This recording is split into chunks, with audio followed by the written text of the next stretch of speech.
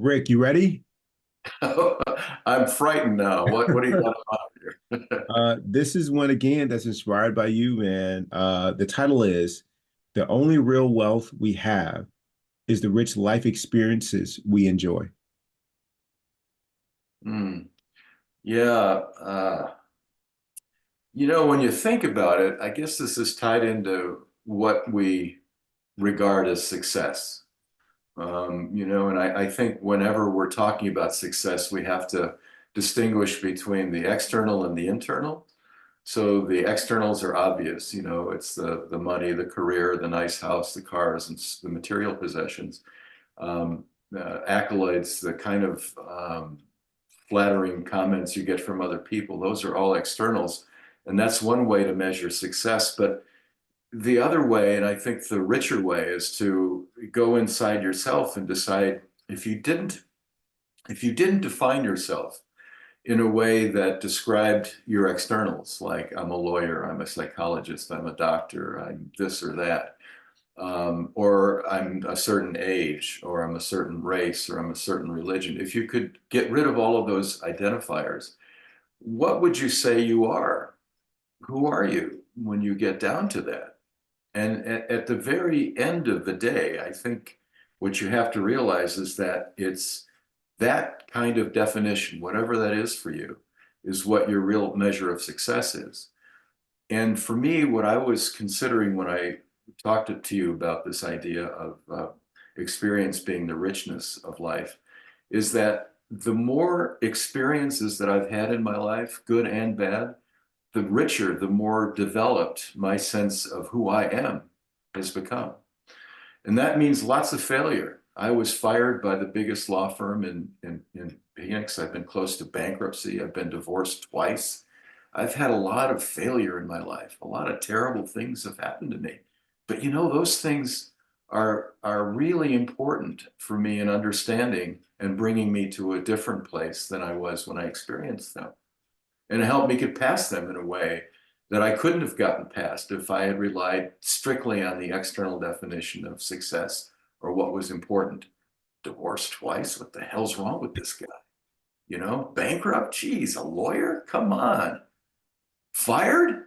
What's wrong? I'm not, no way I'm going to get this guy as a lawyer.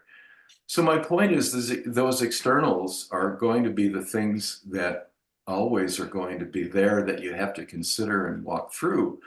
But the development of your own personal sense of self comes from the good, the successes, and the failures. I've won plenty too. I've won in the Supreme Court. I've won many cases back to back, $1 million verdicts.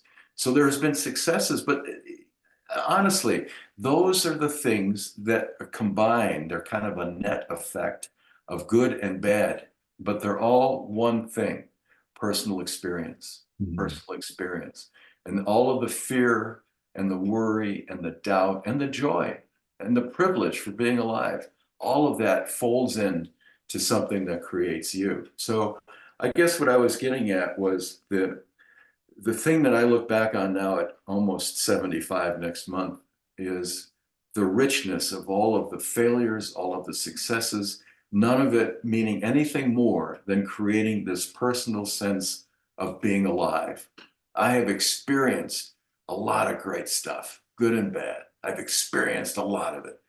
And I've gone through a lot of stuff and I love it all, man. That was really the show. That was really the show. Not the externals, not the house and the cars and all of that stuff.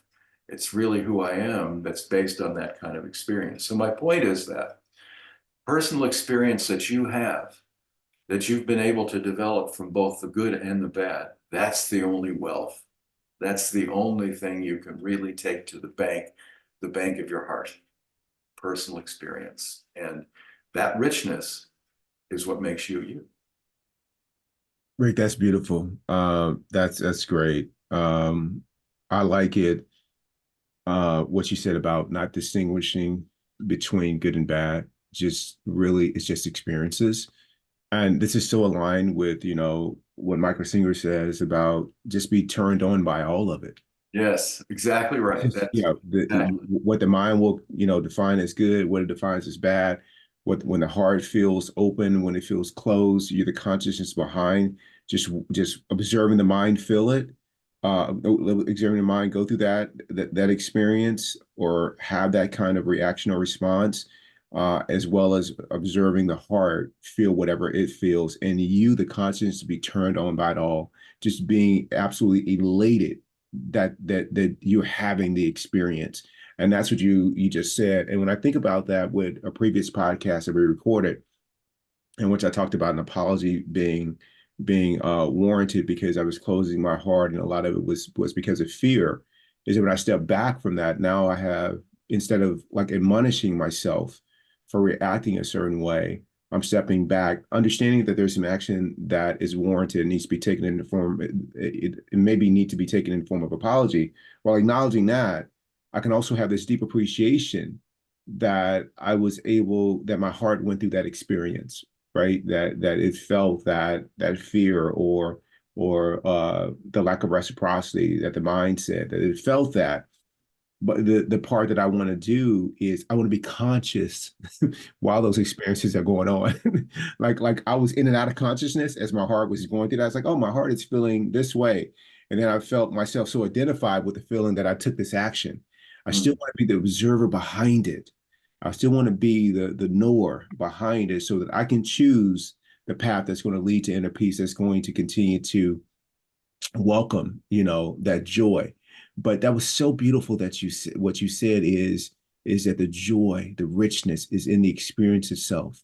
And the suffering comes when you name it.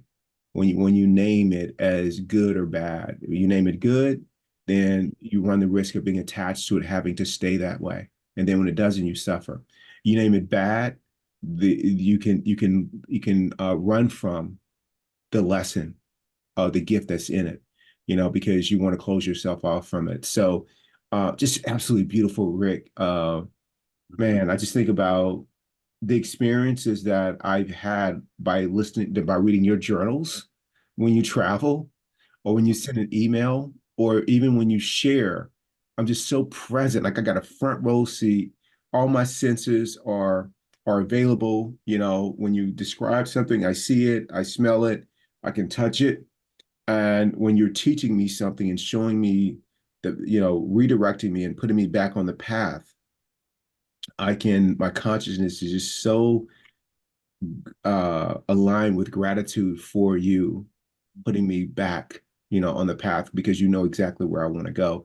So I'm going to work on, really enjoying those experiences, staying on the path as much as I can, and also, give myself grace along the way. But I feel more encouraged to do so with what you just shared. Thank you. Well, Keith, thank you for those compliments. That makes me feel so great. There's nothing like feeling that you've had an impact on somebody else's life, particularly somebody that I respect and love as much as I do for you. And that's part of the richness too, that we get from other people what we project out to them. We're all mirrors for one another.